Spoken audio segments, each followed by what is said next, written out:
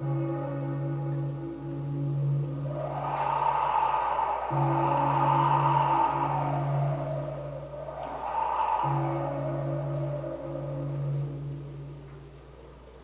was dead to begin with. There is no doubt whatever about that. The register of his burial was signed by the clergyman, the clerk, the undertaker, and the chief mourner. Scrooge signed it, and Scrooge's name was good upon change for anything he chose to put his hand to. Old Marley was dead as a doornail. Scrooge knew he was dead. Of course he did. How could it be otherwise? Scrooge and he were partners for I don't know how many years. Scrooge was his sole executor, his sole administrator, his sole friend, and sole mourner. And even Scrooge was not so dreadfully cut up by the sad event of Marley's death. In fact, he was even an excellent man of business on the very day of the funeral. There is no doubt that Marley was dead. This must be distinctly understood, or nothing wonderful can come of the story you're about to see.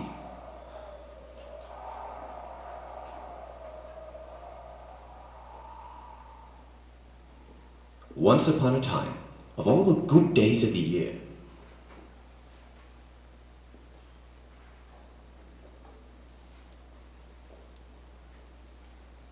Scrooge and Marley. Scrooge never painted out old Marley's name. There it stood, years afterwards, above the warehouse door, Scrooge and Marley. Sometimes people new to business called Scrooge Scrooge, and sometimes Marley. But he answered to both names. It was all the same to him. Old Scrooge. He was a tight-fisted hand at the grindstone, a squeezing, wrenching, grasping, scraping, clutching, covetous old sinner, hard and sharp as flint, and solitary as an oyster. The cold within him froze his old features, nipped his pointed nose, and made his thin lips blue. He carried his own low temperature always about with him. He iced his office on the dark days, and didn't thaw 1 degree at Christmas, even if the weather was cold, bleak, and foggy. Scrooge sat in the chilly counting house so he could keep an eye upon his clerk, Bob Cratchit, who was copying letters.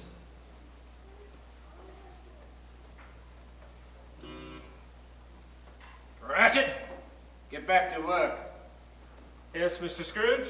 They don't pay good wages to have you constantly taking breaks to throw expensive coal into the fire.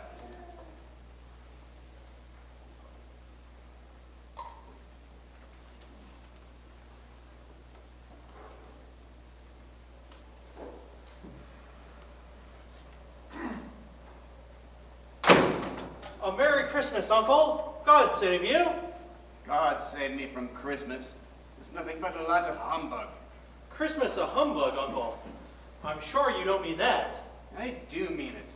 Merry Christmas. Oh, what reason have you got to be merry? You're poor enough. Come then. What right do you have to be so dismal? You're rich enough. Ah, humbug. Don't be cross, Uncle. What else can I be when I live in a world of fools babbling Merry Christmas? What's Christmas time to you but a time for finding yourself a year older and not an hour richer? A time for paying bills with no money? If I could work my way out, every idiot who goes about with Merry Christmas on his lips should be boiled with his own pudding and buried with a stake of holly through his heart. Uncle! Nephew, you keep Christmas in your own way and let me keep it in mine. But you don't keep it. Then let me leave it alone. Much good may it do you, much good has it ever done you. There are many things from which I may have derived good, but not profited, including Christmas. But I've always thought of Christmas time, apart from the veneration due its sacred name and origin, if anything belonging to it can be apart from that, as a good time. A kind, forgiving, charitable time. Why, as far as I know, it's the only time of the year when men and women seem to open up their shut-up hearts freely to one another. Therefore, Uncle, though Christmas has never put a scrap of gold in my pocket, I say that it has done me good and will do me good, and I say God bless it. Hear, hear. Let me hear another sound from you, Cratchit, and you'll be losing your situation. You're quite a powerful speaker, sir. I wonder you don't go into politics. Don't be angry, Uncle. Come and have dinner with us tomorrow. I will not. I will see you when you know where first. But why? Why won't you? Why did you get married? Because I fell in love. Because you fell in love. The only thing more ridiculous than a Merry Christmas is falling in love. Good afternoon. But Uncle, you never once came to see me before I was married. Why give it as a reason for not coming now? Good afternoon. I want nothing from you. I ask nothing of you. Why can't we be friends? Good afternoon. I am sorry with all of my heart to find you so resolute. We have never had any quarrel to which I have been a party. But I have made the trial in homage to Christmas, and I shall keep my Christmas humor until the end. And so I say, a Merry Christmas, Uncle. Good afternoon. And a Happy New Year. And a Merry Christmas to you, Bob, and your family. Thank you, Fred. And a Merry Christmas to you and your good lady.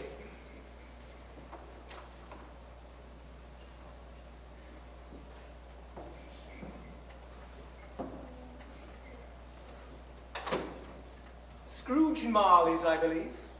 Have I the pleasure of addressing Mr. Scrooge or Mr. Marley? Mr. Marley has been dead these 7 years.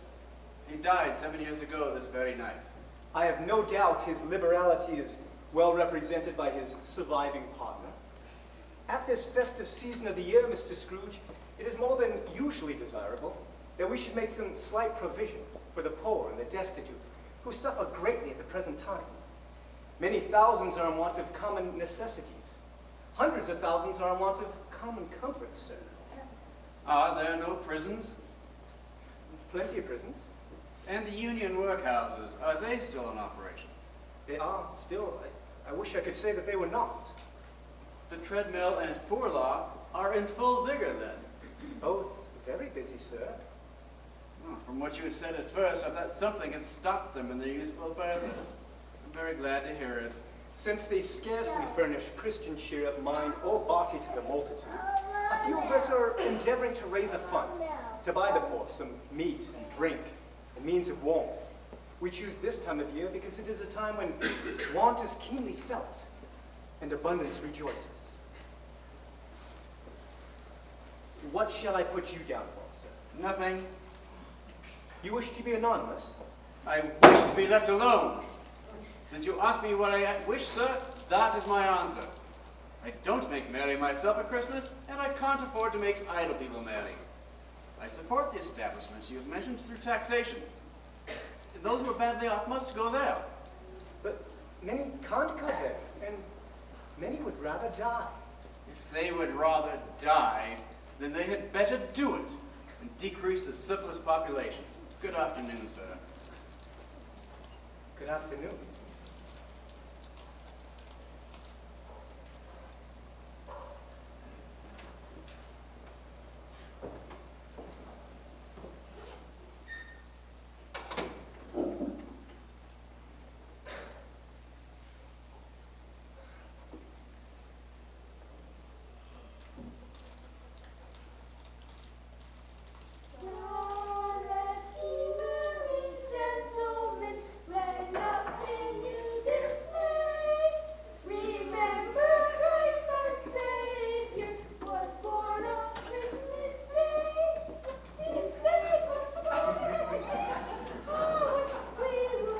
Begone from here, you scavengers.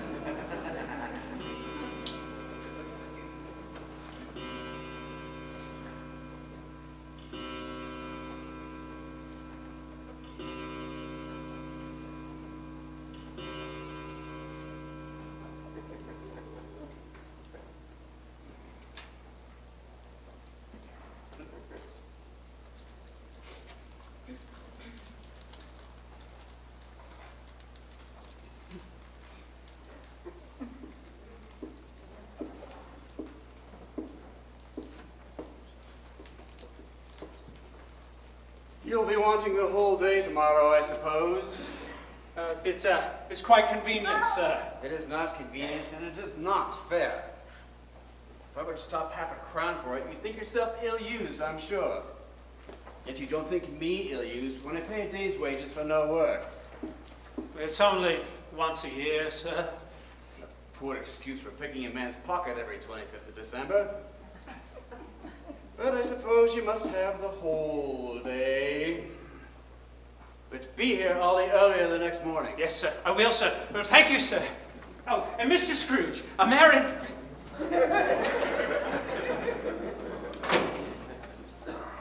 There's another one. My clerk, with only 15 shillings a week, and a wife and family, babbling about a Merry Christmas. Merry Christmas. Bah! Humbug!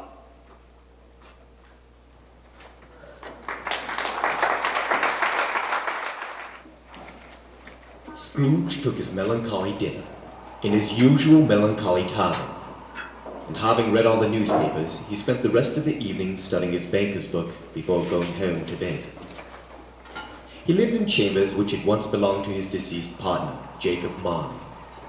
The yard of his home was so dark, and the fog and frost so hung about the black old gateway of the home, that even Scrooge, who knew its every stone, had to grope with his hands.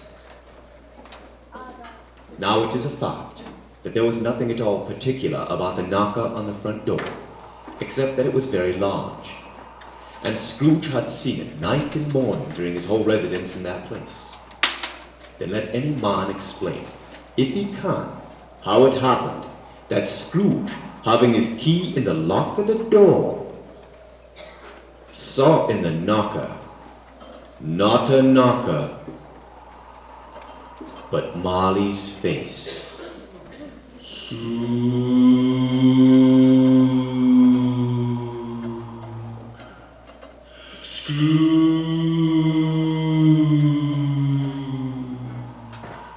Marley's face.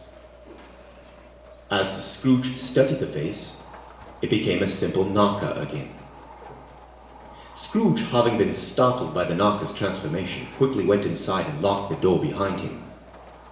He did pause for a moment before he shut the door to look behind it, half expected to be terrified with the sight of Marley's pigtails sticking out into the hall. But there was nothing. Marley's face had left quite an impression on Scrooge, so before retiring to the bedroom, he walked through the other rooms of the house to see that all was right. Sitting room, lumber room, and finally his bedroom. All as they should be.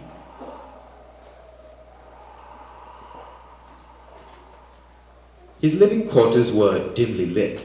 You see, darkness is cheap, and Scrooge liked it. Once in the bedroom, Scrooge locked himself in, even double-locked himself in, which was not his custom.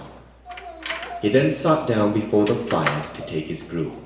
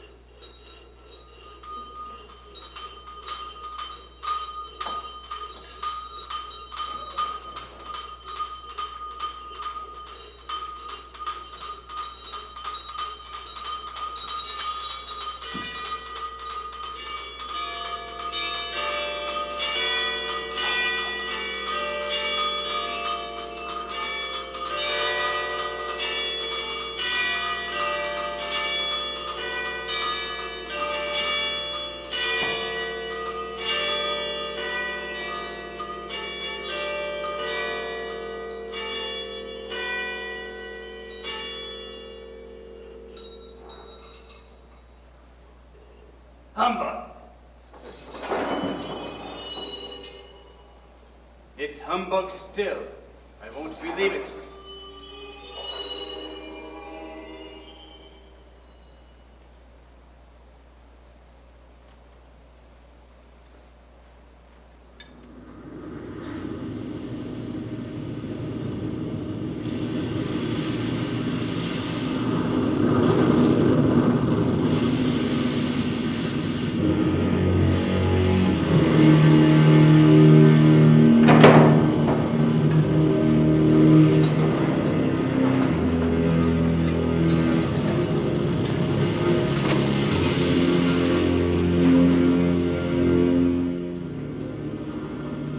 How now?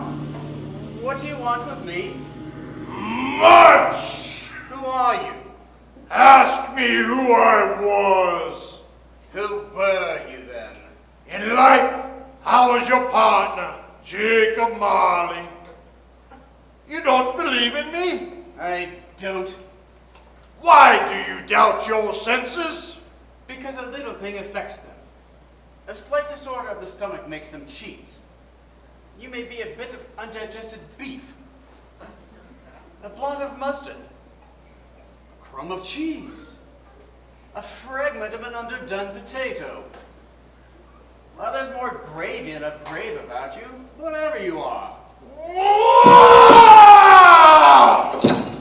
Mercy, dreadful apparition, why do you trouble me? Man of the worldly mind, do you believe in me or not? I do, I must. But why do spirits walk the earth, and why do they come to me? It is required by every man that the spirit within him should walk among his fellow men. And if that spirit goes not forth in life, it is condemned to do so after death. It is doomed to wander through the world and witness what it cannot share, but might have shared on earth, and turn to happiness. Oh! You are fettered. Tell me why. I wear the chain I forged in life. I made it link by link and yard by yard, and of my own free will I wear it. Is its pattern strange to you, Scrooge? Or would you know the weight and the length of the chain you bear yourself? It was as heavy and as long as this 7 Christmas Eves ago. You have labored upon it since. It is a ponderous chain. Jacob? Oh, Jacob Marley, tell me more. Speak comfort to me, Jacob. I have none to give. It comes from other regions, Ebenezer Scrooge, and is conveyed by other ministers to other kinds of men. But as for me, I cannot rest. I cannot stay. I cannot linger anywhere. In life, my spirit never wandered beyond the narrow limits of our money-changing hole. And now, only weary journeys lie before me. But you are always a good man of business, Jacob. Business? Mankind was my business. The common welfare was my business. Charity, mercy, forbearance, and benevolence were all my business. It is this time of the year I suffer most. Why did I walk the streets with my eyes turned down and never raise them to that blessed star that led the wise men to a poor abode? Were there no poor homes on which its light would have conducted me? Hear me! My time is nearly gone. I will. Don't be hard upon me, Jacob. I'm listening. I'm here tonight to warn you that you have yet a chance of escaping my fate. You are always a good friend to me. Thank you. You will be haunted by 3 spirits. Is that the chance and hope you mentioned, Jacob? It is. Yeah, I think I'd rather not. Without their visits, you cannot hope to shun the path I tread. Expect the first tomorrow when the bell tolls 1. Couldn't I take them all at once and have it over, Jacob? Expect it on the next night at the same hour. The third upon the next night at the last stroke of 12 has ceased to vibrate. Look to see me no more, and look that for your own sake you remember what has passed between us.